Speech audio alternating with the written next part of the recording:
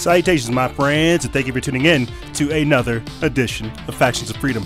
I'm your host, Noisera, Freedom Faction, whichever one you prefer, and I have titled this episode, Makeshift Mankind, Technocratic Influences, and Games of the Elites. Why? Because if you look all around us, all you can see is the fingerprints of chaos. We're talking about things such as transhumanism, water-breathing super soldiers, a fourth strand of DNA, and how DARPA is working on brain scanning and augmenting reality. We for sure live in some interesting times, and I want to say, guys, ladies and gentlemen, really, it is mind-blowing, even being able to report on these types of things, given the current climate, given the current conditions. But before we get into everything, I wanted to give a brief apology for taking the extra week on my hiatus. The time that I've spent with family was definitely needed. You take a step back from this and you really see you're affecting this many people's lives. The research that I thought I was doing for myself, it turns out there's people that are actually paying attention, and I'm just so humbled and so grateful and so appreciative to be in this position. But I didn't want to make this into a huge old love fest. So with that being said, make sure you're checking out the website, factionsoffreedom.jimdo.com, and once you're there, get lost in all the content. So with that being said, let's jump right into it.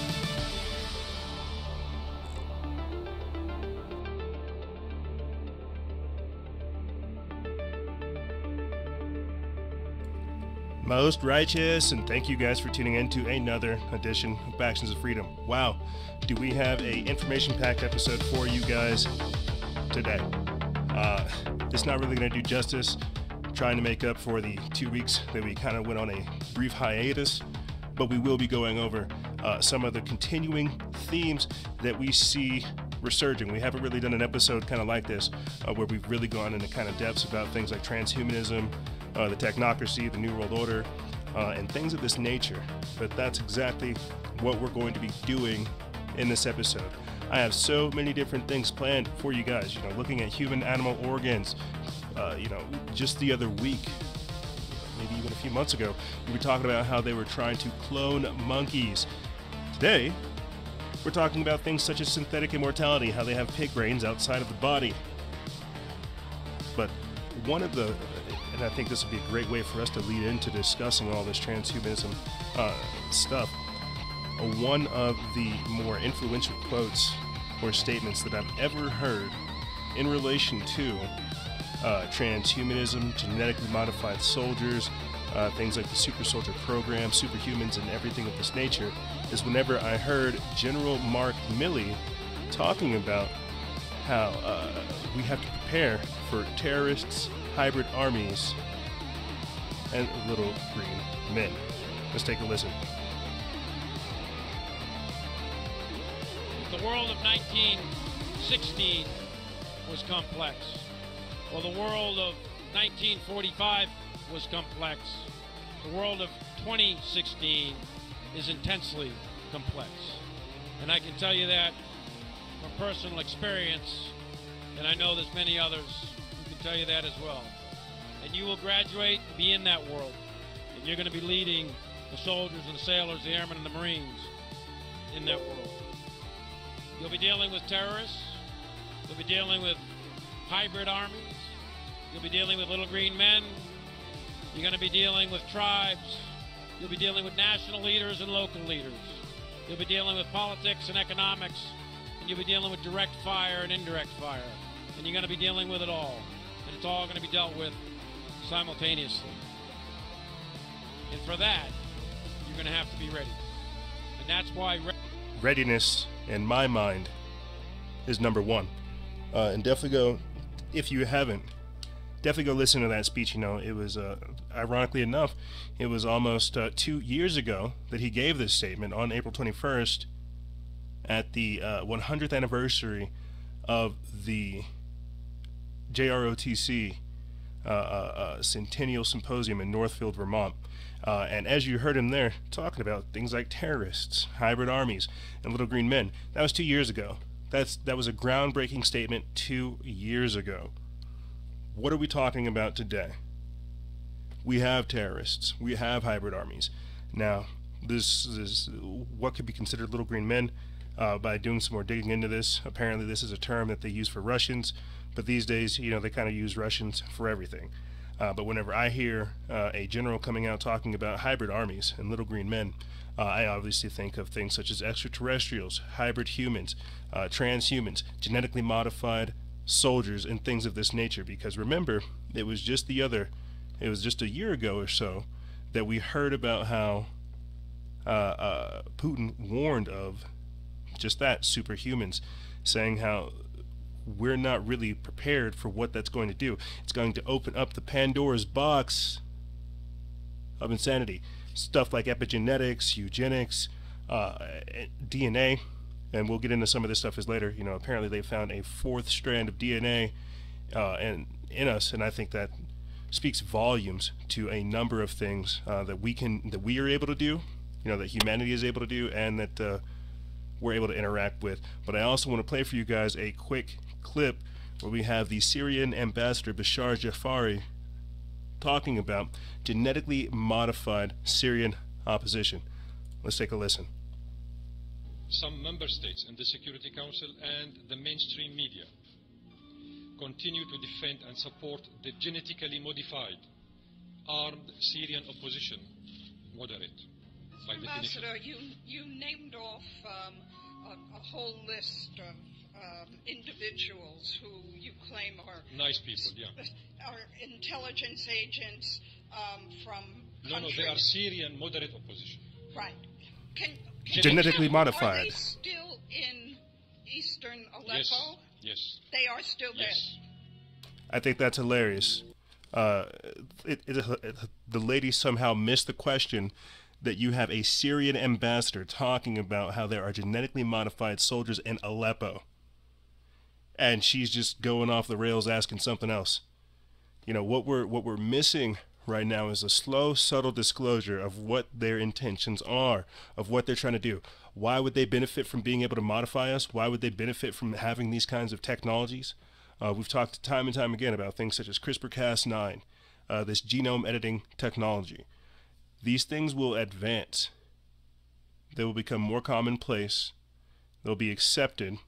And then you're going to start seeing all kinds of different modifications, alterations, changes that natural people are doing to transform themselves into something greater. That is the whole crux of the transhuman movement, of the transhumanist agenda. Now, I know I'll have some people, some politically correct individuals who are thinking, why are you talking smack about transgenders or people who feel cisgender or people who feel kind of uncomfortable in their skin? I'm not talking about that. What I am talking about is how this body dysmorphia, how this behavior modification, this body modification, this alteration, how all of this stuff has been slowly, incrementally put into our day-to-day digest to where we think it's normal. We don't see the social engineering aspect of all of this. I mean, homosexuality, that's been going on for time immemorial. Like you can look to things such as Rome, you can look to things such as Greece. I'm not going to say it's normal, and I'm not going to say it's unnatural, but it's definitely something that humanity has a history of. We don't have a history of altering ourselves in this capacity. And when we do, it doesn't necessarily bode well for us. You definitely cannot put the genie back in the bottle if we start messing around with this type of stuff. That's all I'm going to say. But because we live in such a technotronic era, because we live in such a time frame to where people don't care, life is just, I guess life is just meaningless these days. That's how people choose to see things. We don't really ever, really digest what's happening to us. We don't see how we're slowly adding to the gradual degradation of society. But to get back to point, back to looking more at this transhumanism, what popped up this week? A day before 420, we heard about how they had human-mouse hybrids, how scientists were growing human brains in tiny rodents. Now again, this is something that we paid attention to on the website and that we've talked about before, where they're growing tiny brains, organoids, mini organs and things of this nature.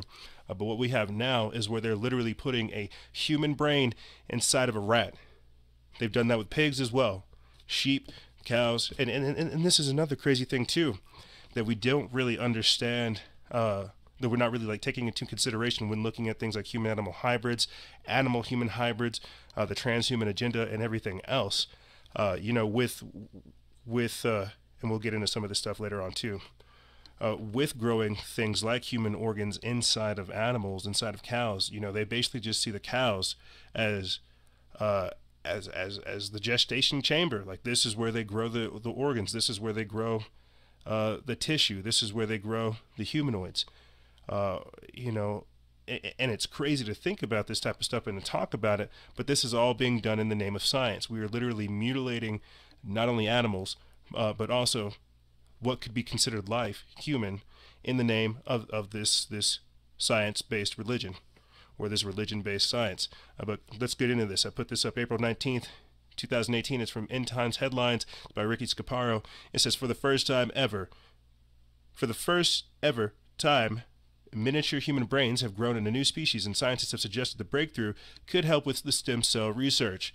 Scientists created the pin-sized human brains from stem cells and placed them inside the skulls of mice, where a piece of tissue had been removed to make room for the new organ. Of the test, mice, roughly 80% survived the operation, and within 2 weeks, the rodent's implant had been successfully received and were even spawning new neurons. The brain implant survived for an average of 233 days, but began the process of dying much earlier.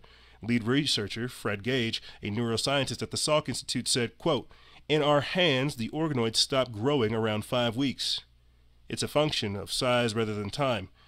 We see some cell death even in the edge of the organoids, starting at 10 weeks, which become really dramatic over time. This is an obvious hurdle for a long-time study. Abd al-Fattah Mansour, a research associate at the Salk Institute, said that was a big accomplishment. A new technique can harness brainwaves to reconstruct mental images. Quote, we saw infiltration of blood cells into the organoid and supplying it with blood, which was exciting because it's perhaps the ticket for organoids, quote, long-term survival.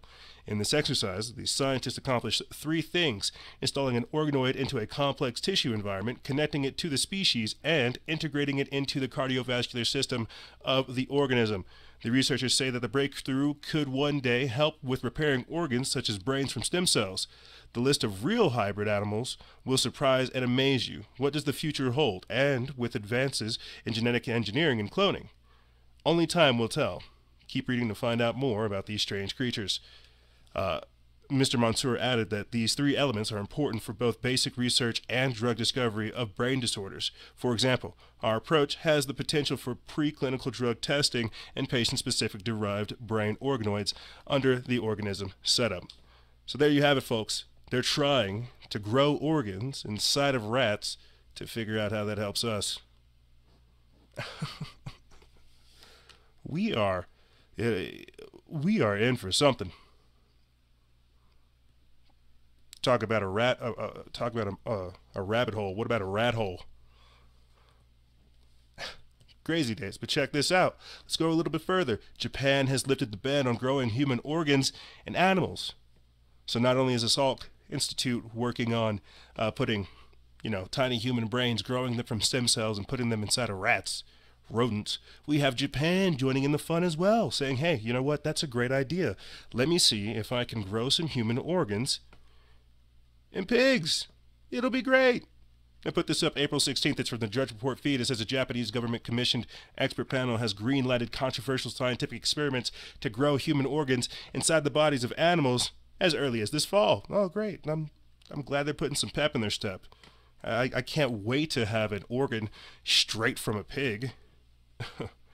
Under the auspices of the Education, Culture, Sports, Science, and Technology Ministry, the panel produced a report on research involving the development of human organs inside the body of pigs and other animals. In the report, the panel concluded it would allow researchers to implant an animal embryo, a fertilized egg, containing human cells into an animal's womb and have the animal give birth. I'm going to pause right there before I continue on. What we're talking about is what I mentioned before I got into these 2 articles right here, how they are literally using the the bodies of animals as husks or chambers, tubes. We constantly hear about test tube babies. We've talked about things such as ectogenesis, where they literally grow an embryo inside of some kind of chamber. That's what they're doing with animals. Now they're doing it to where they're injecting human embryos inside of animals just to see what happens, just to see what kind of organs can be grown. And I know this sounds wild, but we also have an article up on our website that we'll get into here shortly. But continuing on, it says that one method being considered for growing human organs inside of animal bodies involves injecting human-induced pluripotent stem cells, IPS, into an animal embryo and then returning the embryo to an animal's womb to be birthed. The embryos are genetically modified to prevent specific organs from being created. So they're modifying embryos to stop organs from being grown, but they're still injecting the embryo into into different animals. This is crazy. This is nuts. And don't worry, all this stuff is going to go inside of you. But continuing on, it says Japan's current guidelines prohibit transplanting such an embryo into an animal's womb. The ministry plans to revise them. The panel concluded such research could lead to discovering the underlying causes of disease. There it is. There was that science tip. This is why we're doing it for science. We're trying to understand diseases. Securing organs to be used for transplants, and developing new treatments. Such research is already permitted in the U.S. and the U.K. However, the panel in the same report decided not to allow research that could produce a creature ambiguous enough to blur the line between human and other animals. Crossbreeding of animals born as a result of a method and the fertilization using human germ cells. It also called for the ethics committee of the government, universities, and research institutions to examine the content of the research before deciding whether to conduct such studies. A team led by University of Tokyo professor Hiramitsu Nakauchi has said it will carry out research to create a human pancreas inside of a pig if the ban of the growth of human organs in animals is lifted. So they're going to do it. They're just giving you that gradual disclosure saying, hey, don't worry, we're looking into this type of stuff and we're going to do it. We are most definitely going to do it. I know it sounds wild to you, but you're not thinking like us. You're not as enlightened as us, right? We're not really as woke as some of these scientists at the University of Tokyo. So I told you guys we were going to look over some of the articles that kind of indicated that this is stuff that they're already working on. As I said before, we have these on our website. A few things to look at. Humanzes, the push to make human-chimp hybrids, and transhuman sheeple. Scientists create the first human-sheep hybrids. This is by Mia DeGraff of Technocracy News, and I'll put this link in the description bar below. But basically, it says there are a few ethical and moral boundaries with technocrat scientists. There are very few. They do not care. They will do whatever they can because they can. The slippery slope of dangerous technology has already begun and will likely end very poorly for mankind. In any case, this could give a new meaning to the term sheeple. And this is something that we've gone over before too. Really looking at what this means, why they're trying to modify us, why this works to their advantage, to basically erode and destroy our DNA, to dehumanize us, and to basically, as the article here says, to give us a state, or to put us in a state of disposition, to turn us into creatures, to turn us into goyim, to turn us into slaves, sheep that they can kind of move around. This is why they consider us chattel. This is why they consider us to be slaves to them. Really. So as I said before, and we'll get into this, and then we'll take a break and come back talking about some other things. But as I said before, a new 4-stranded DNA structure has been discovered in living human cells. Now I find this fascinating because I look at the multidimensional human in so many different ways that when you throw things out like this, basically saying, hey, there's a new way to look at our DNA, to me, that makes me think, hey, there's a new way to discover how we interact with the world and the universe around us. So this is phenomenal. This is mind-blowing to think about. And I'll get into some of this stuff because I can't get into all this article, but I put it up April 25th. It's from Collective Evolutions by Aaron Walia. It says that Francis Crick was an English scientist who was most noted for being a co-discoverer of the structure of the DNA molecule in 1953 alongside James D. Watson. In his book published in 1982, Life Itself, he argues that there is no possible way that the DNA molecule could have gotten its start here on Earth, and that it had to have come here from somewhere else. Within the mainstream scientific community, the generally accepted theory is that we are the result of a bunch of different molecules, quote, accidentally bumping into each other, creating life. However, according to Francis, we are the result of what is known, or what is now known as, directed panspermia. Crick and British chemist Leslie Orgel published their paper on it in the July of 1973. Their theory explains that organisms were deliberately transmitted to Earth by intelligent beings on other planets. We concluded that it is possible that life reached the Earth in this way, but that the scientific evidence is inadequate at the present time to say anything about the probability. We draw attention to the kinds of evidence that I might throw additional light on the topic. I thought that this was important to mention because we really don't know much about our DNA, and it's extremely mysterious, despite the fact that some scientists believe that we know most of what there is to know. We probably haven't even scratched the surface with regards to discovery and human biology. If anything, we're just getting started. The most fascinating part to me regarding DNA is the ability of our own consciousness to affect it in several different ways. And I know I'm probably going to have a few people saying, "Oh, you can't activate your DNA. You can't mess with your DNA consciously. You're a slave to your DNA. Your DNA is not a slave to you. You can't affect that type of stuff." Well, I would tell you to go and do more research and really try to understand the dunamis of the human soul, the dunamis of our existence, the beauty of the multidimensional human that we truly are. But continuing on, it says there are portions of our DNA that are labeled as junk or simply perceived as useless. And personally, I feel like just because it's been considered junk, it's not junk. We just don't understand it yet.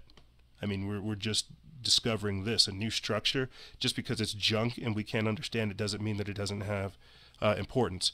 But continuing on, it says, in fact, a large portion of it is perceived that way, but that's only because we haven't figured out the biological function that it serves. This does not mean that it serves no biological function, like the new discovery mentioned below. Precisely. And this is what I mean by saying that when we're looking at this type of stuff, we have to understand that our DNA, where we're at, how we express our DNA, how we express light, how we express life, how we express being human, how we express living in eternity, being present in eternity. There's a lot of different things that come with that. And if we actually understood ourselves and our orientation, where we come from, and the purpose, if anything, behind our DNA and behind certain parts of us, our biology, we could basically try to act as the optimal human. And we've talked about this as well. You know, things like the light body, things like Project Growth Lane, Project Center Lane, Project Sunstreak, you know, really looking into the extrasensory capabilities that we do have and how these are parts of humanity, but they have been systematically removed or undiscovered by us. It's crazy. It is crazy. But let me get into this. Perhaps our DNA is interdimensional, extraterrestrial. Perhaps there are dormant aspects within our DNA that allow us to access other realms. I could go on, but it's certainly interesting to contemplate. Now, a new DNA structure inside of humans has been identified, and it's called the I motif. It resembles a twisted knot of DNA, instead of the well-known double helix structure that was first described by Crick and Watson. It's the first time that it's been observed in living cells, although scientists have long suspected its existence. It's an exciting theory, an exciting discovery, but just as so many others regarding our DNA, scientists aren't really sure how to identify what biological function it serves, but it must serve some purpose. Just because we lack the ability to identify it does not mean that it's not significant. Quote, when most of us think of DNA, we think of the double helix. This new research reminds us that totally different DNA structures exist and could well be important for ourselves. And this was said by Professor Daniel Christ to the Independent, a molecular biologist at the Garvan Institute of Medical Research. Garvan was the study's lead author, and Professor Marcel Dinger was the co-author. According to the Dinger, the I motive is a 4-stranded knot of DNA. In the knot structure, the cytosine letters of the same strand of DNA bind to each other. So this is very different from a double helix. The findings of Professor Christ and his team were published in the scientific journal Nature Chemistry. There was also an interesting discovery published online in the same journal that discovered 4-stranded DNA within human cells. They refer to these structures as G quadruplexes because they form in regions of DNA that are full of guanine, one of the DNA molecules 4 building blocks, and the others are adenine, cytosine, and thymine. A hydrogen bond is responsible for holding the 4 guanines together. The 4-stranded DNA usually presents itself right before cell division. The discovery was published online in Nature Chemistry, and you can take a look at it on the website there. The study was led by Shakner Balasamarian at the University of Cambridge, UK. I hope I did not butch that. But let me bring it back to consciousness, because that's what I find interesting about this. And I'll wrap all this up and then we'll take a quick break. But let me bring it back to consciousness. The interesting thing about consciousness is its direct relationship with quantum physics. Looking at things such as the observer effect, looking at the experiments of Dr. Masaru Emoto, where he's able to project his thoughts and emotions on the ice, and these are documented effects of change. So it's very interesting to see this type of stuff. All of the founding fathers of quantum physics were deep into consciousness, and as both of the subjects go hand in hand, it seems that consciousness has a direct physical effect on our reality, which also includes our biology. Of course. Some below are the questions asked by Jim Al-Khalil, a British theoretical physicist, author, and broadcaster. He is the professor of theoretical physics and chair in the public engagements in science and research at the University of Surrey. Quote, how does a robin know how to fly south? The answer might be wider or might be weirder than you think. Quantum physics might be involved. Jim Al-Khalil rounds up the extremely new, extremely strange world of quantum biology, where something Einstein once said, where he called it spooky action at a distance, helps birds navigate, and quantum effects might explain the origin of life itself. It's clear that our consciousness plays a role when it comes to shaping our biology, and that it is even more clear by the demonstration of the placebo effect and the science that's emerging regarding the mind-body connection. I believe it's important to mention these, as we really have no idea who we are, where we come from, and what we are capable of. Our DNA is a huge mystery, and despite the fact that we've discovered so much about it, the large majority of the discovery still remains to be seen. Perhaps there is information encoded within our DNA that paints a completely separate story apart from the two dominating theories, evolution and God. Personally, I believe there is an undiscovered spiritual aspect to our DNA that connects us to something we have yet to identify. And I believe it also connects us to life forms that probably span multiple universes as well as dimensions. And Aaron Walia of Collective Evolution, I could not agree any more. These are the types of questions we really need to be asking. So whenever these people are trying to come out of the woodwork talking about transforming us into a more optimal human being through science and technology, well, hold on now. We don't really even understand ourselves as it stands. So whenever we start putting in all kinds of implants, all kinds of different things to modify our existence and our behavior, we don't really know the kinds of damages that we're creating. This doesn't affect us. This not only affects us in the present time, but this also affects our children and their children epigenetically. There are so many mysteries when looking at what is happening to us that it is intellectually dishonest to not ask these types of questions. And whenever these people, again, try to say that they know what is best for us and to use things like technology to enrich and enhance our lives, You've got to be very, very cautious of that. But we're going to take a quick break. And when we come back, we're going to be talking about, again, some of this crazy technocracy, Facebook indoctrination. You know, how apparently a remote mind control document was released. We'll get into that as well, because that ties into stuff like 5G. And again, how that's affecting our DNA and our orientation in the world. But we're going to get into that and more on the other side. Ladies and gentlemen, stay tuned. This is Freedom Faction over here on Factions of Freedom. I'll talk to you soon.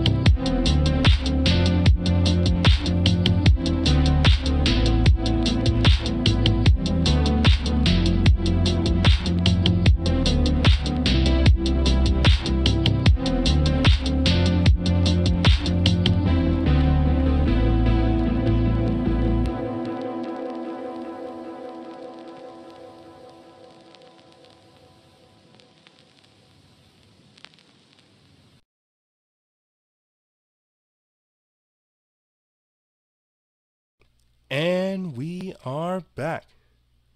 But before we get into everything, I'd like to continue on the trend of talking about DNA and what that means for us in the future.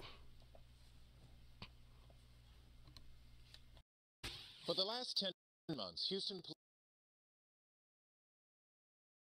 are testing cutting-edge technology that could potentially get criminals off the streets faster. It's a machine that runs DNA tests in 90 minutes. Normally, that takes days, weeks, even months in the lab. But Stephanie Whitfield found out there is concern about how the new technology will be used.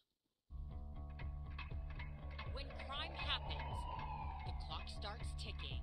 It's not just about finding the person responsible.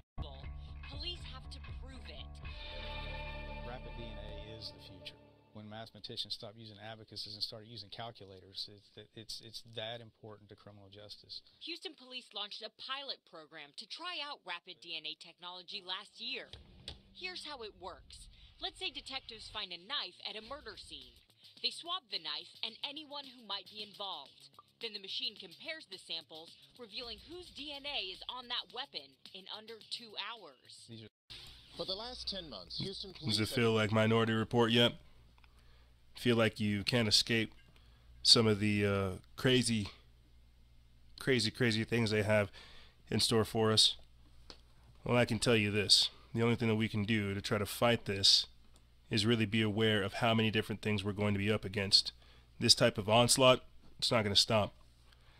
And this is why looking at not only the information that we have to take a critical view of, but also the sociological and the psychological applications and ramifications of this that we have to really look at. Like when we're talking about leaving DNA all over the place, this is the future that they're trying to create for us. They're trying to say that and you hear the argument already now, we're genetically predisposed to carrying out certain things like that.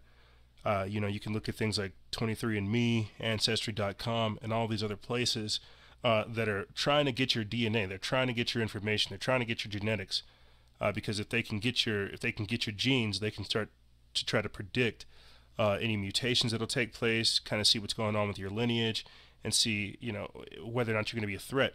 The point of all of this technocratic system that we find ourselves living in is just that, more information.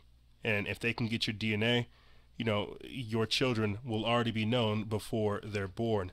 But let's take a listen to Sean Parker, the ex-founder of Facebook, talking about how the social media feedback, the social media validation feedback loop, and how this is playing a huge part in not only us giving over our information, but also indoctrinating us in how we're willingly buying into this system. But let's take a listen. Thought process that went into building these applications, Facebook being the first of them to really understand it. That thought process was all about how do we consume as much of your time and conscious attention as possible. And that means that we need to sort of give you a little dopamine hit every once in a while because someone liked or commented on a photo or a post or whatever. And that's going to get you to contribute more content, and that's going to get you, more likes and comments. I mean, it's a social validation feedback loop that it's like it's exactly the kind of thing that a hacker like myself would come up with, because you're exploiting a vulnerability in human psychology. And I think that the inventors, creators, and it's me, it's Mark, it's the Kevin Systrom at Instagram, it's all of these people. Thought process. Even Instagram is subject to this. This is, if anything, they're probably more subject to it than most, simply because of the fact that it's instantly there. But what we're talking about is indoctrination, how they are trying to consume your time and not really give you anything. I've talked about this time and time again about how this little black box, your laptop, your Xbox, your phone, iPhone, Android, it doesn't matter, PS4, computer, it doesn't matter. That little black box that you're talking in, that you're listening right now, that thing is going to absorb every and anything that you have to offer. Any and everything that is you, because it can't exist without you. It has no purpose without you. That's why it must consume you. Your time. That's why it has to take everything. It's the dopamine programming. They have exploited, like Sean Parker said, they've exploited human psychology to simply see that this is the way to trap them. And that's the whole point of social media, and that's the whole point of everything that we see now, is to get the entire world addicted to this type of technology. They used Facebook, Instagram, and Twitter as basically the foundation for this global system that they're going to be creating. And if that doesn't scare you, well, give me 1 second. How does this sound? Members of Congress who questioned Mark Zuckerberg, at that sham trial, right, where he was sitting on his big boy cushion, looking like a robot.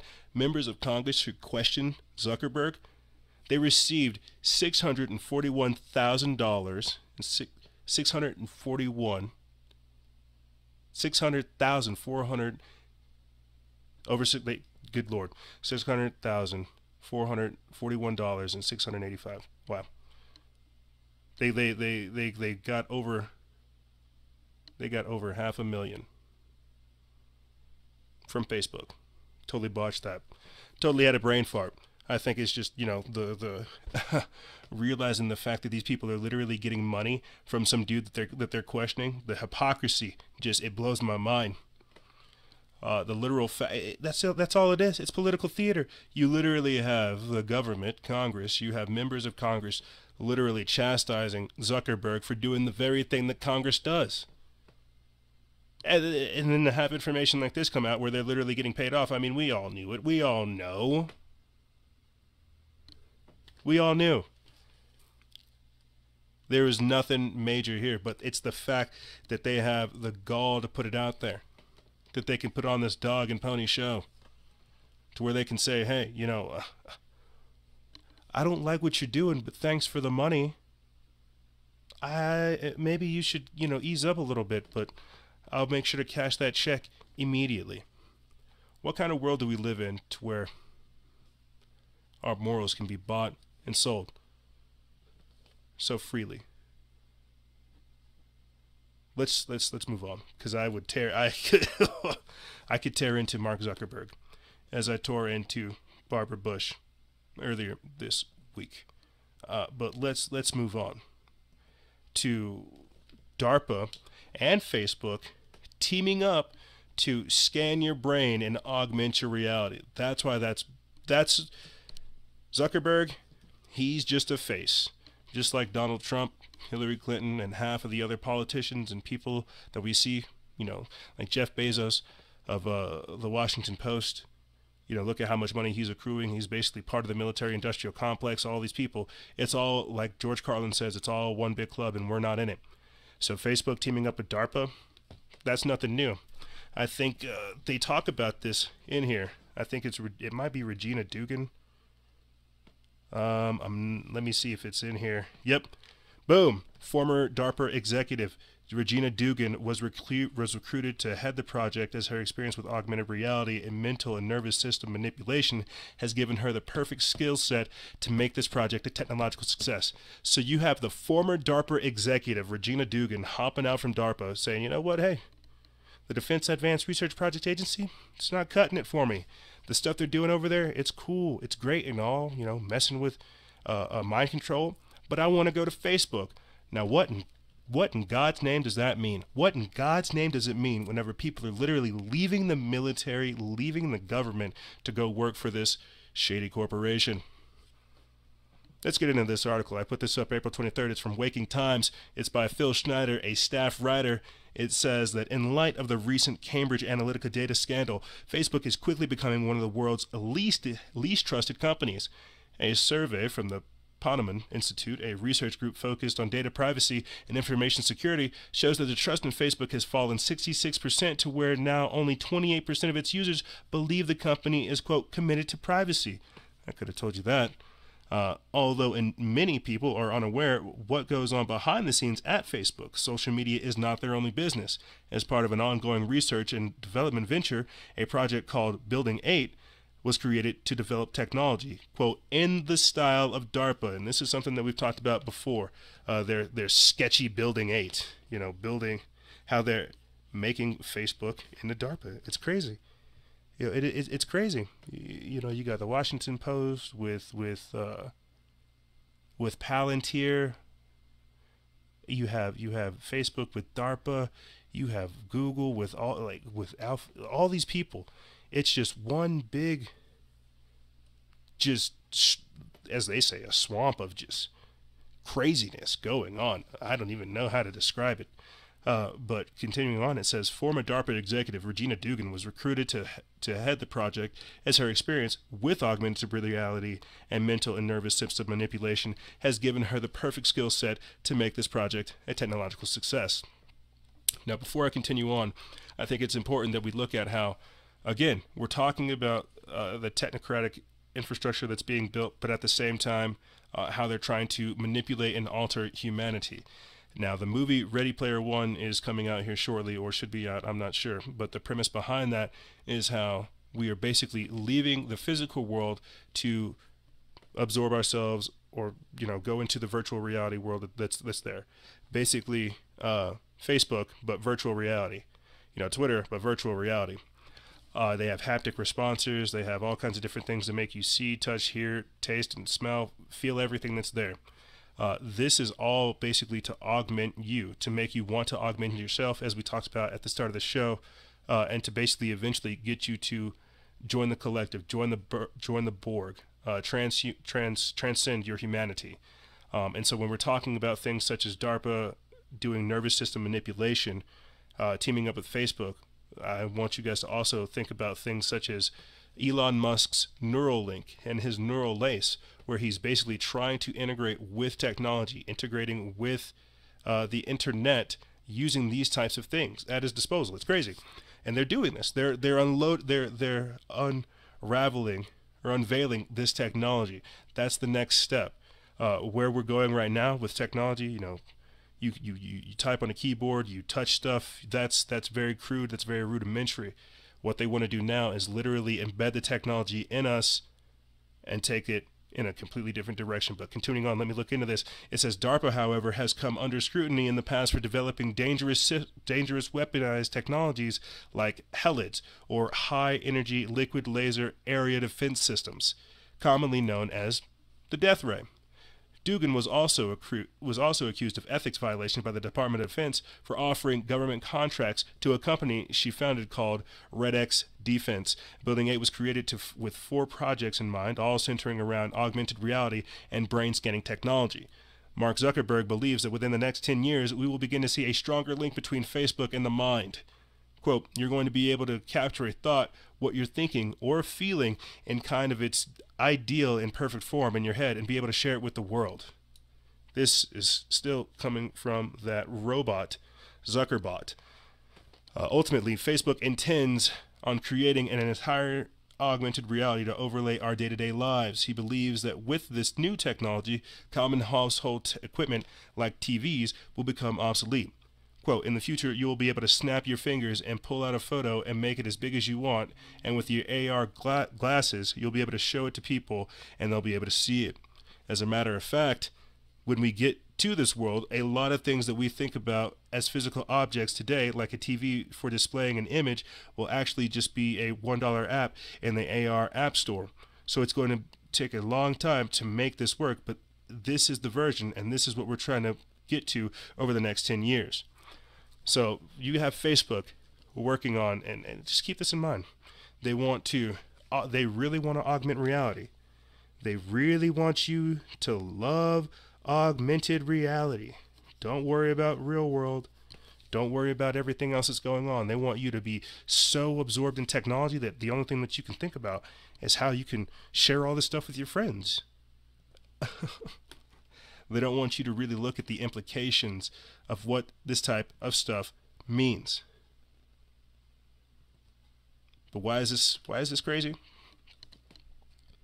$1 TV virtual app store payment stuff. You know, why is it crazy with DARPA trying to scan your brain and augment reality? Why is it wild to look at all of the different things that we see unfolding? Because what we're moving into, where we're finding ourselves, and I think this is where a lot of people are slowly starting to see where we're finding ourselves is in a hotbed of chaos. We're disassociating from reality. We don't know what's going on. Our reality is force-fed to us. Our opinions manufactured. But what we're really talking about is how they're controlling how we think, feel, and act, what we see, what we perceive. Which brings me to my next article, my next post from the Renegade Tribune, where they talked about why I'm concerned about Samsung hypnotizing people and erasing their memory. Now, when this came out a few weeks ago, I wasn't really sure what to do, because you see something like this, you think, good Lord, is this too much? Are people having their memory erased? Is Samsung being able to hypnotize people? What in God's name is going on? Well, remember that we also had Samsung talking about a nervous manipulation system as well. There's a U.S. patent on it. I don't have it written down here for this episode, but you guys can definitely go look it up. Nervous system manipulation is very real.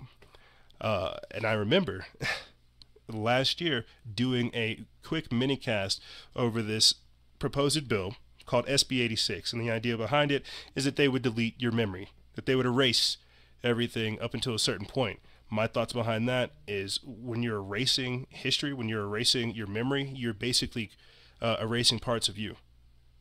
And I could I could get into the depths and the mechanics of it, the philosophy behind it, you know, how your successes and your failures have defined your personality. And so whenever you're deleting and erasing that, you're basically creating somebody anew. But let's look at it here for this particular post right here. What we're talking about still is things like remote mind control, like augmenting reality and scanning your brain. And don't worry, you know, I want to get into this, and then we will definitely get into how they have released files detailing remote mind controlled enforced memory blanking. We'll get into that shortly, because it's true. You know, Homeland Security did release records on remote mind control, psychoelectronic warfare. I mean, what was going on in Cuba? It's crazy. But let me get into this, because it's important that we look at how these are all tied into one another. If this is your TV, if these are the devices that they put out there, that they have the capabilities to erase your memory with, to alter your reality with, to augment your reality with, we have to look at how what we're seeing as entertainment could really just be that, programming and indoctrination. But let me get into this. I put this up April 23rd. It's from the Renegade Tribune. It says, "Well, I'm concerned about Samsung hypnotizing people and erasing their memory." I won't get into all of it. Definitely make sure you guys go look at it on the website or on the page. But it says, Samsung's Swedish site recently revealed a new program that offers hypnosis so that you can erase your memories and rewatch your favorite shows for the first time. The program is called Unspoiled Me, and it is comprised of 23 minutes of swirling patterns, mesmerizing music, and a hypnotherapist directing your thoughts and attention in order to erase your memory. Now here's the kicker, and this is not a joke. This is totally real, and the implications of what this technology could really do are concerning. We can only hope that the people will not fall for this, and maybe TV shows are actually just not that important. We can only hope. This isn't something new, despite the fact that we don't hear much about it. The U.S. military was using hypnosis in the Vietnam War, erasing soldiers' memories and sending them back out to battle. We have to ask ourselves what kind of possible effects this could possibly have on our brain. Some of the terms and conditions stated on the website that must be consented to before the session begins includes the following. Quote, "Before starting the experience, I guarantee that I'm over 18 years old, fully mentally healthy, and not suffering from any neurological problems or epilepsy. If not, I guarantee that I will contact a doctor before I take part in the experience. If I suffer from abnormally low blood pressure, I will also consult with a doctor before taking part of the experience. I am aware that the experience, self-hypnosis, could have real effects, and I'm prepared to forget the whole parts or parts of my favorite TV series.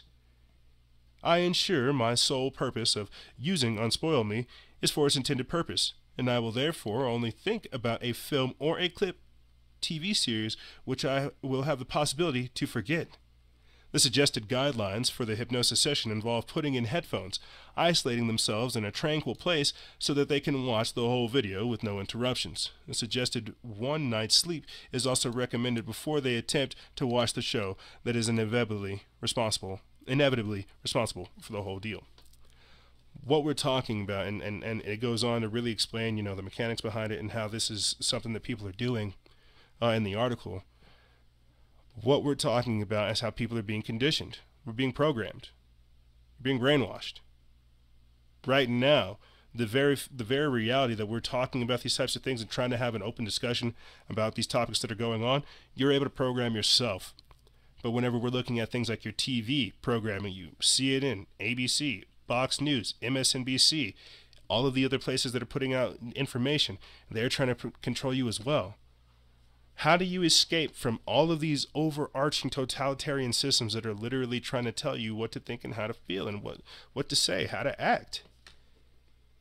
As Sean Parker said, we're being programmed. But let's get into this. Homeland Security releasing records on remote mind control. Why is this important? Oh, wow. How do you answer that? How does somebody answer that? You know, they already have voice-to-skull technology. That's why 5G is so dangerous. We're basically talking about silent weapons for quiet wars. We're talking about how they're using waves. They're using frequencies. They're using different types of technology, advanced technology that not really advanced, technology that we consider advanced to basically attack the brain, to attack the person. Right here in this example for ELF brain stimulation, they say that 10 hertz is the bioelectric resonance frequency that they can affect the motor control cortex of the brain area. So if they have this little tower, and that's what you guys see right here on the graphic, it's a cell phone tower. Go ahead and say ELF tower, Gwyn tower, whichever one you want to choose. And you have individuals who are basically being beamed to. And they are being beamed different frequencies that range from 10 all the way up to 25 that can affect things such as your mind, your motor control cortex, your auditory cortex, your visual cortex, and your thought center. Okay? They are literally figuring out ways to alter your body movements using sound waves and frequencies. The human brain wave. It goes from things like delta to theta, alpha, beta, gamma, and mu.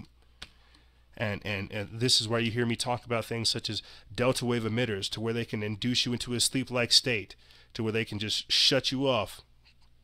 This is why, some people listen to binaural beats. This is why some people listen to things right before they go to sleep, because it helps their brain focus.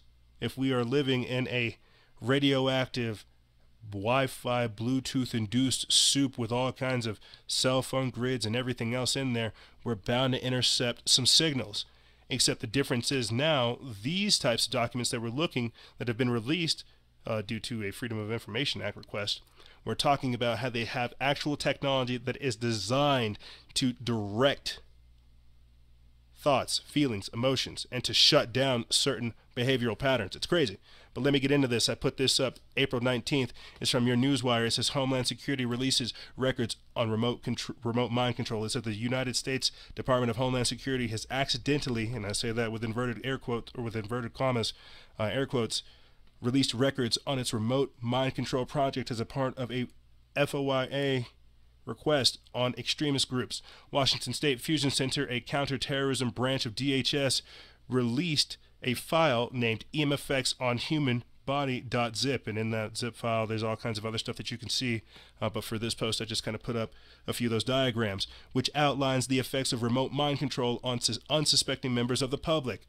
Muckrock.com reports, as part of my ongoing project looking at Fusion Center's investigations into Antifa and various white supremacist groups, I filed a request with the WSFC.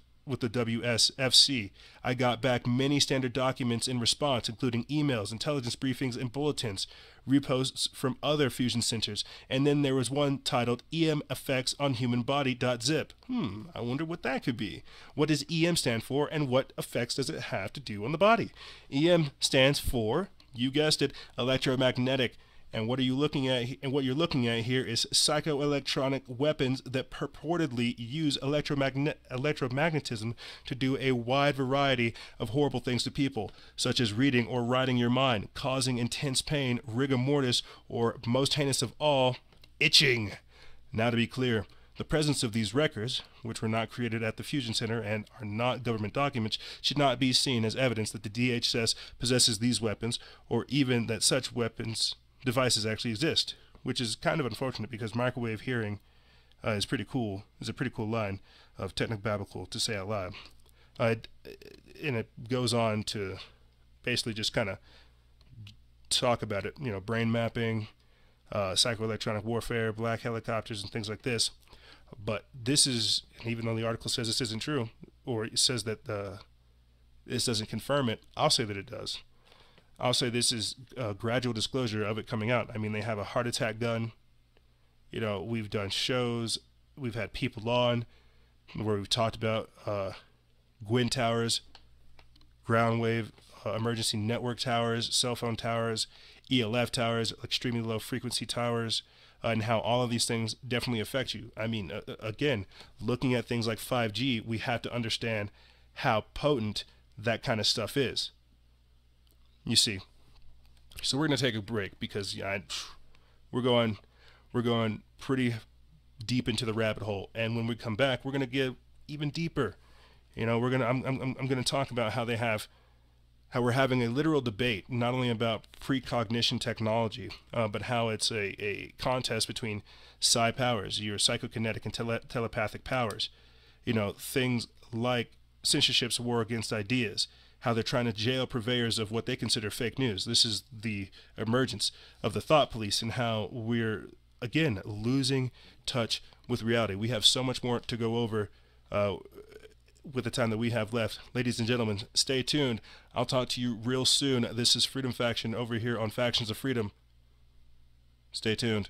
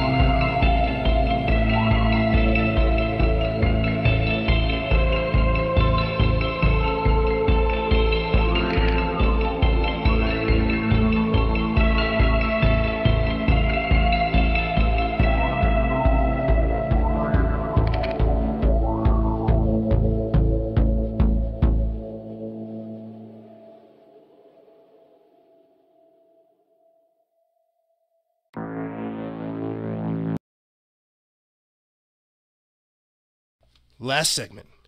Wham blam. Wham blam-a-dam. So, you know, we left off talking about remote mind control. Silent weapons for quiet wars. What is going on? Can you tell me? Don't worry, because I don't know myself. I'm with you. I'm kind of learning as we go. I thought I knew, but apparently, you know, more stuff happens all the time, and I'm still learning. It's crazy.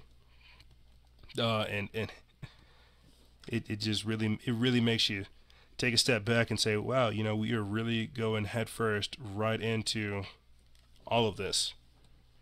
We are definitely not slowing down. They have greased the tracks, and we are going that away.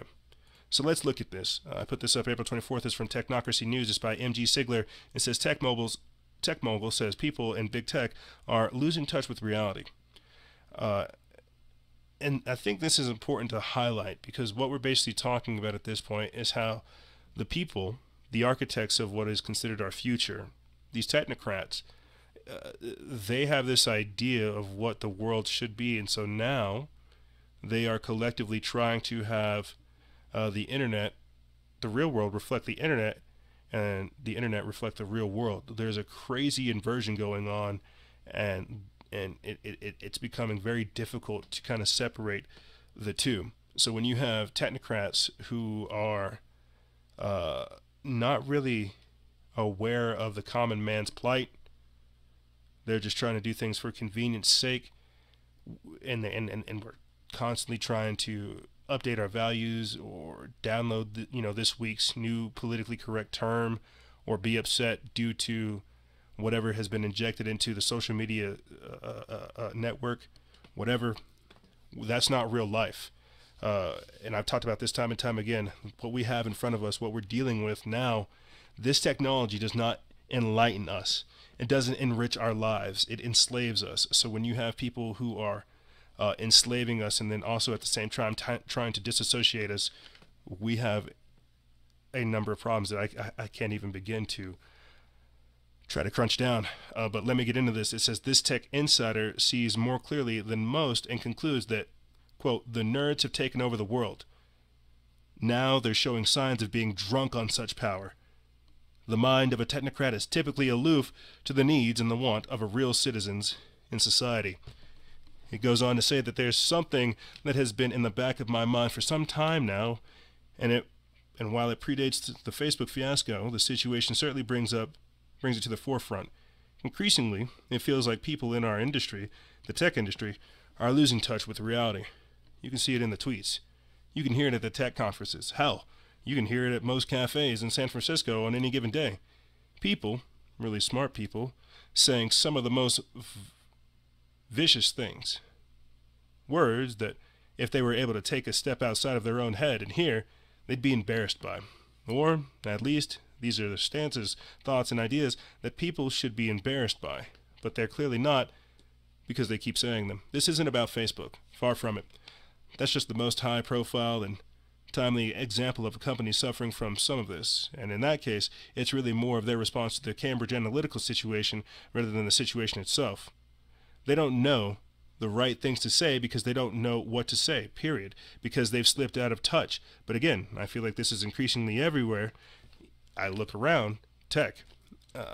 It's an industry filled with some of the most brilliant people in the world, which makes it almost that much more disappointing. I won't name names or give examples, but I'm not an asshole. But I also don't have to. I'd wager everyone reading this will have a clear and obvious example of what I'm talking about in their own circles, even if their own virtual circles. This is everywhere. I don't know the cause of this, perhaps. We can blame part of it on Trump, even if I would blame it on Trump, even if only indirectly, a man who has gotten ahead of his life by saying asinine things. If I had to guess, I'd say that the root of this increasing sense of entitlement as the tech industry has grown into stature to become the most important from a physical perspective and arguably from a cultural perspective as well, the nerds have taken over the world, and now they're showing signs of being drunk on such power and speaking accordingly, offering up cringe-worthy statements that only showcase a complete and utter lack of self-awareness. And that's what I mean by Mark Zuckerberg literally looking at like a robot whenever those members of Congress that are receiving that money, whenever they're asking him questions like, what are you going to do to try to fix this? What are you going to do? And all he can give you is beep, boop, bop, bop, bop. I don't know what to say, but I will give you company line. You know, he's licking his lips. He's looking at you like, you know, like a weirdo, because these people have lost touch with reality. They're not actual humans. They don't have 9-to-5 jobs. They don't drink a beer with you. They consider themselves gods. They see themselves literally as the architects of our future. They feel like because they have this ability to rule over people that they're going to exploit it. I mean, some of the stuff that was coming out whenever all this stuff really started getting exposed is the fact that these nerds, these people, these technocrats, these people were using this technology to get back at ex-girlfriends, ex-boyfriends, past lovers, people that they had financial gripes with. They abused it. I mean, look at what's going on within the police. You give somebody a little bit of power and they're going to abuse it. But whenever you give power to somebody that's been systemically put into a position of disadvantage, they're going to exploit. They're going to reciprocate that same kind of feeling to every other person out there who has ever made them feel inferior. That's what's happening right now. We have no idea where to go because we have all this technology and no wisdom. We have all these selfies and no self-knowledge. That's why this author, M.G. Sigler, is saying, you know, it's kind of disappointing that these very smart people don't really see what they're saying and what they're doing. Perfect example, myself, sometimes I have a problem saying very normal things to people in normal settings because I'm so absorbed in this kind of stuff. But I can only imagine how people like Mark Zuckerberg, Elon Musk, Jeff Bezos, and all these other people are. They have money and they have power and they have influence. They are totally disconnected from people like ourselves, and so they're trying to push. They're trying to virtue signal and tell us how to act, how to feel, what to do, and how to carry out our lives because they've never had that. There's no guidelines, there's no Facebook post, there's no website that's going to tell you how to live your life. And whenever they try to tell us how to do that and how to live in their 140 characters approved matrix, that's not real. But for the sake of time, I'm going to move on because, you know, as important as this is, we have to look at some other things in relation to this. So yes, tech mogul saying that people in big tech are losing touch with reality is very true. Because you've got to ask yourself this, or at least this is the kind of stuff that I ask myself. You know, what is the point of all of this technology? Why are we like literally creating a prison to where we can know, feel, see, hear everything at all times? This is like a forced integration into the collective, into the Technocratic collective. We're in this. That's the best way I can describe it. But what's the point? The real-time crime tracking. They want to know everything at all times. What else would an egomaniac, sociopathic, sycophantic, psychopathic dictator, ruler of the world want? They would want to know everything. A know-it-all wants to know it all. But let me get into this. Speaking of know-it-alls, precog crime fighting, the AI approach versus the Psi approach. And this is by Mysterious Universe. I put this up April 26th. It's by Red Pill Junkie. But before I get into this, I wanted to kind of break it down real quick. You know, I came up with a chart where we kind of look at this. You know, what is what is precognition technology? You know, you have pre-crime technology, real-time crime, social media, pattern recognition code, and basically artellect, artificial intellect. And on the flip side, you have psi powers, which is your psychokinetic ability, telepathy, and things of this nature. We've talked about it before with things like Project Grillflame, Project Centerlane, and Project Sunstreak. You have things such as premonitions. This is why we've had Zach on to talk about these types of things. Your future sight, and being able to tap into that arc field. You also have things like the Schumann resonance, which is the heartbeat of the planet. I believe that they're trying to hijack it with things such as Gwyn towers, ELF towers, and cell phone towers. And a perfect comparison when looking at things like the pattern recognition code, we have psychic detectives, people who are able to tap into that arc field with their ESP, their extrasensory perceptions, and who are able to pick up on that kind of emotional discharge, that psychic residue that's been left over in certain areas. So when we're talking about precognition or precognitive crime fighting, whether or not they're going to use artificial intelligence or if they're going to use the psi approach, it's very, very important that we list not only what technology can do, but what we can do as well. And I've talked about this time and time again. Technology is merely a manifestation of the abilities that we have had taken from us. But continuing in, let me get into this article. It says, do we live in dangerous times? Depends who you ask. To a neo-Hobbesian like Steve Pinker, we've never lived more safely in all of our human history. But survivors of mass shootings might beg to differ, though. One thing is for sure, and that is the approach that police work has radically changed in the last decades, thanks to modern technology. We have filled our streets with surveillance cameras, which will soon be enabled with facial recognition capabilities, and the DNA testing of evidence gathered at crime scenes is even helping find culprits who might have walked free not too long ago. All of these tools are useful after a crime has been committed, but the ultimate holy grail of crime fighting is to prevent the act before it even happens. Sometimes that could be accomplished through clever investigations that prevent a plot involving several delinquents who have clumsily left a trail to follow, the kind of stuff that detective novels deal about. But would it be possible to actually predict a crime, as in a real-life version of Minority Report? Earlier this month, an article written by John R. Quain for Digital Trends discussed the work of an Israeli tech company named Cortica, which recently partnered with the Indian company Best Group in order to analyze the terabytes of data streaming from CCTV cameras in public areas. Their goal is to improve the safety of public areas by preventing violent crimes such as sexual assault by way of looking at behavioral anomalies that would allegedly signal when someone is about to commit violence against another person. The software is based on the type of military and government security screening systems that try to identify terrorists by monitoring people in real life, looking for so-called micro-expressions, minuscule twitches or mannerisms that can belly a person's nefarious intentions. Such telltale signs are so small that they can elude an experienced detective, but not the unblinking of an AI. There you have it. They're going to use AI to try to predict crime. I always thought that was such a crazy concept when I started looking into this. Like, what are you talking about? You're going to try to predict crime. You are crazy. What you're talking about is crazy. You know that? You are crazy. Predicting crime. What is this? Minority Report? Who can do that? Who can predict crime?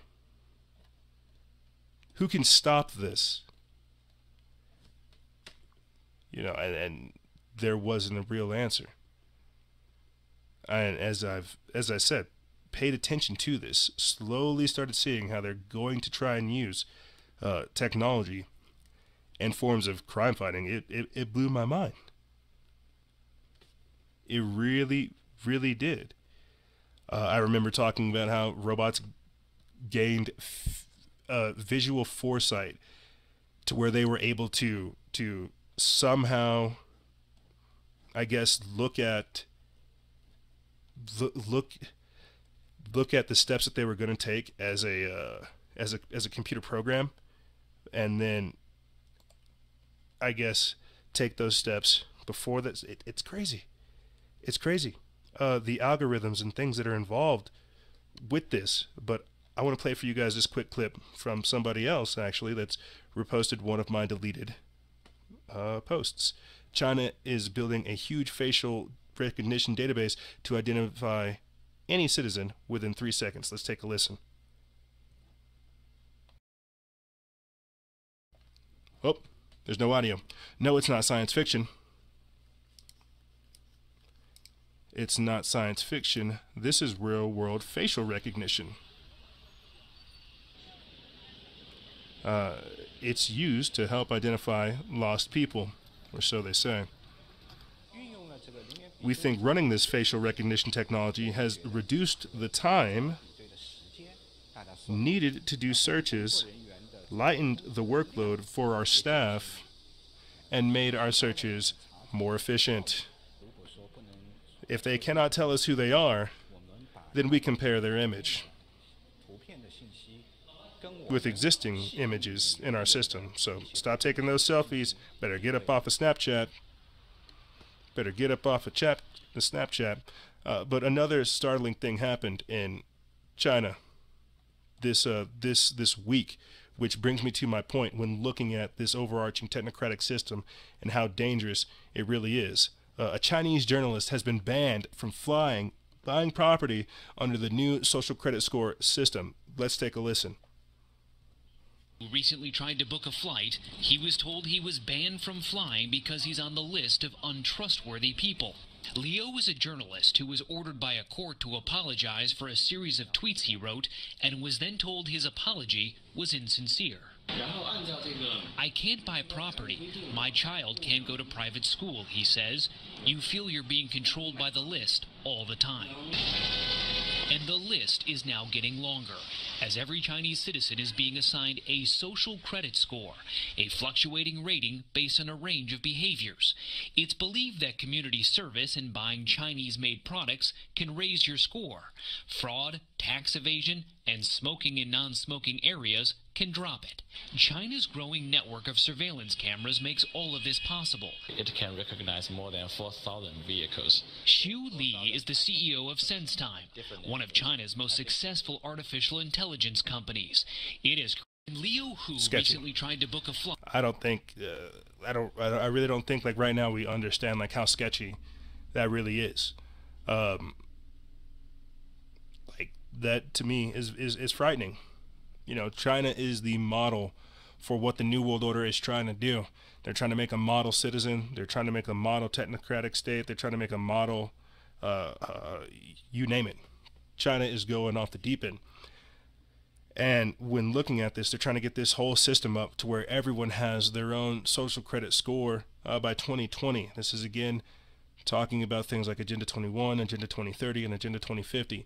What they'll be doing when looking at it in that context with the agendas, they want to create a system to where they can identify you first. Then they want to be able to have justification to killing you, and then by that time, you know, they want to already have a alternative plan as to why you needed to die in the first place.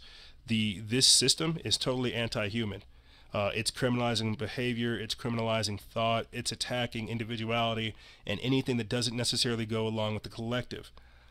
Even when looking at behavioral anomalies, as they've said, you know, what behavioral anomalies, mental schisms, thought police, you know, what is this? What kind of world are we literally creating to where, you know, you have cops running around with DNA scanners, and then you got cameras in the sky that are like literally watching you and saying, hey, this guy has this kind of social standing because of some stuff he said on Twitter last night. What is this, Kanye West? You know, this is insane. And I really think, again, we don't understand the implications of this, not only because it hasn't come to America, but because people don't want to think that this is possible. I'm not going to be here forever. They might come grab me up because, again, I'm not saying things that toe the party line. I'm not going to be a model Chinese citizen. This is why they're trying to crack down on dissent, silencing us now. This is why censorship is so important. I mean, look at what's going on in education. Look at what's going on in pop culture. Look at what's going on in society. It blows my mind. And we'll get into this here shortly because apparently, you know, Bill Gates is backing up another company that wants to have satellites all over the world. You know, this ties into him trying to create a smart city out there in Arizona. What all of this is again, that technocratic infrastructure that they're trying to create to where we don't really to where we're just being shuffled around from objective to objective without any real understanding, and they're just controlling us. You see. Let's listen to this one more time, and then we'll move on to to Bill Gates. recently tried to book a flight. He was told he was banned from flying because he's on the list of untrustworthy people. Leo is a journalist who was ordered by a court to apologize for a series of tweets he wrote and was then told his apology was insincere. I can't buy property. My child can't go to private school, he says. You feel you're being controlled by the list all the time. And the list is now getting longer, as every Chinese citizen is being assigned a social credit score, a fluctuating rating based on a range of behaviors. It's believed that community service and buying Chinese-made products can raise your score. Fraud, tax evasion, and smoking in non-smoking areas can drop it. China's growing network of surveillance cameras makes all of this possible. It can recognize more than 4,000 vehicles. Xu Li is the CEO of SenseTime, one of China's most successful artificial intelligence companies. It is Leo Hu recently tried to book a flight. He was told he was banned from... So I'm wondering, when my social credit score will get lowered because of the type of stuff that we cover on the show and on the page. Will they jail me simply because I'm sharing this type of information? Because I want people to think for themselves. This is a very real issue when really trying to look at some of this stuff. And again, I just think it's something that we don't quite grasp what's going on. Like we don't seem to really get how that's going to affect us. And what I mean by this is we're already doing self-censorship. We're already choosing what to say. We're cautious of how we're going to interact with people. And whenever you have stuff like this that's basically socially engineering people to think and act a certain way so that they can get the benefits, you're going to have a whole bunch of plastic people walking around that don't really have an understanding of how they're being controlled, indoctrinated, and engineered. But as I said before, Bill Gates is working on getting some Big Brother-esque style satellites up. But I want to play for you guys a clip put up March 6th from Activist Post where police are creating a national surveillance network using Comtech, Project Greenlight, and more. This ties into the smart city projects and things such as Bill Gates's satellite usage as well. So let's get that up for you. Shooting in Florida, many local law enforcement officials are reviewing their safety measures if faced with the same situation. Yeah, the Macomb County Communications and Technology Center has the ability to access cameras in schools. The Now Detroit Simon Chaudhry shows us how Comtech can become a hub for police during an active shooter situation. If and when something's going to happen, it's going to happen. The question becomes, how do you react to it? That's what many law enforcement officials are asking themselves after the Parkland school shooting. Macomb County's Communications and Technology Center, known as Comtech, has a wall of screens monitoring DOT cameras. But it can also sync up in real time with public school cameras, helping police respond during crucial moments. Giving access to law enforcement from the schools to see things that are happening inside a school real time if and when there's an active shooter. Wow, what an incredible advantage. There are 54 monitors on the wall. In the case of a school shooting, cameras can follow the shooter through the hallways. Now, if the gunman leaves school... School shooting in Florida, many local law... So I think, whenever these types of things are happening, we really don't think all the way through. We just kind of... we react.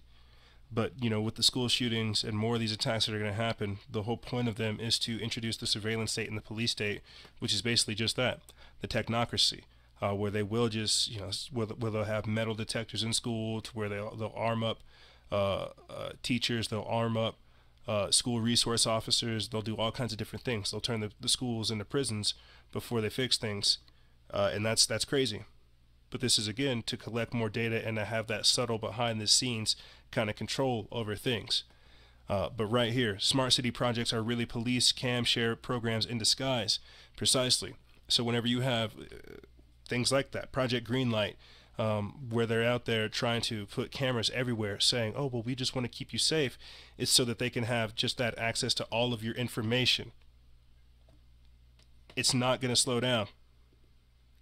With where they're trying to take us, with what's going on, they're going to try every kind of different way to have surveillance on us, to track our movements, to see where we're going, not only in the real world, but in the digital world.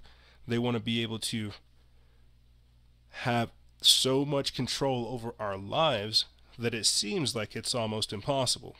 And that's why the times that we live in right now, the freedoms that we have right now, they're going to be things, the stuff of legends in the future, if these people have, if they have the future that they want, if they create the future that they want. That's why all this stuff is so imperative. Bill Gates, Jeff Bezos, Elon Musk, Mark Zuckerberg, that's why you know these names, is because they are literally becoming the architects of our collective futures. They are trying to use their technocratic influence to have just that, to have these games of the elite. And because of where we're at in this position, in this time frame, it doesn't make sense, but we can start to see slowly these walls being built up around us. Like I said before, with China's social credit system, they're trying to have that ready by 2020. And if we don't start paying attention, we're going to be caught up in this matrix that they're building, caught with our pants down. We have got to start coming up with solutions. We have really got to start looking at what's happening to us and how if we continue to, I heard a phrase, a quote today. If you entertain the clown, you become part of the circus. If we entertain this, we become part of the problem. And their solution is to resolve our solution is to resolve their problem. They consider us an issue. If they can fix us, they have nothing to worry about. This is why they're trying to unleash the AI code onto us. This is why they're trying to have everything operating in a technocratic fashion, to where technology rules us, to where we are governed by machines. We are no longer thinking for ourselves. We're no longer thinking rationally and critically. We're abdicating our thought. We're giving it over. I mean, look at the recent fiasco with Kanye West and Chance the Rapper. People who were literally saying, hey, I have my own thoughts. Sorry, I don't want to be, labeled with this group. Sorry, I don't want to be identified as to whatever you want to identify me as. I can't just be an individual. We're really starting to move into a slippery slope of a future. Ladies and gentlemen, this is Makeshift Mankind, Technocratic Influences and Games of the Elite.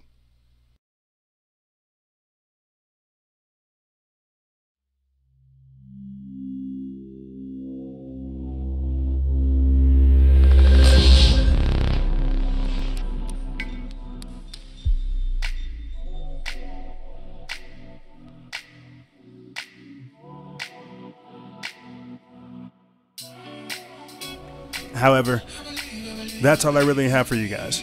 I know I kind of went all over the place, but I'm trying to get settled back into the saddle of things, trying to get back into the routine of things, and creating these kinds of shows is always going to be difficult. Stay tuned for more interviews with some of your favorite pages. We're going to have some new people on. We're always expanding. I think we may have momentarily bit off more than we could chew, trying to have 4 shows at once. But like I said, trying to get this machine running back in the direction that it needs to be is a little bit of a challenge. So I want to say thank you guys for tuning into this edition. I know it was kind of heavy and I know it was kind of random. But if you have any questions, feel free to email me. I'll have it in the description bar below. And as always, guys, stay vigilant, expose lies, and share truth. This is Noise Era, Freedom Faction, out.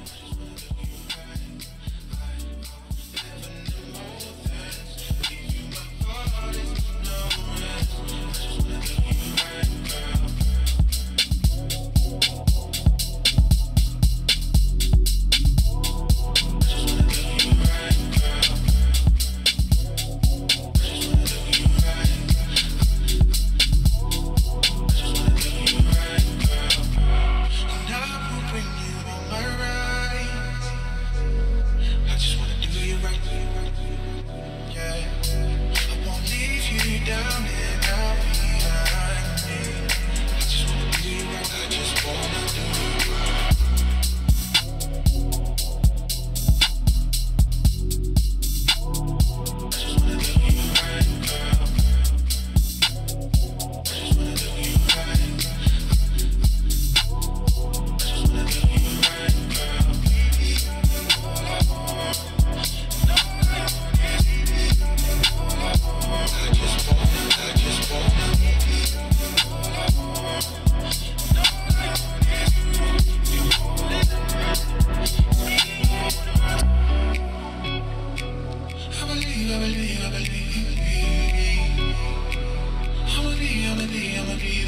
I believe you'll become an exclusive member and support this organization. That's what I believe.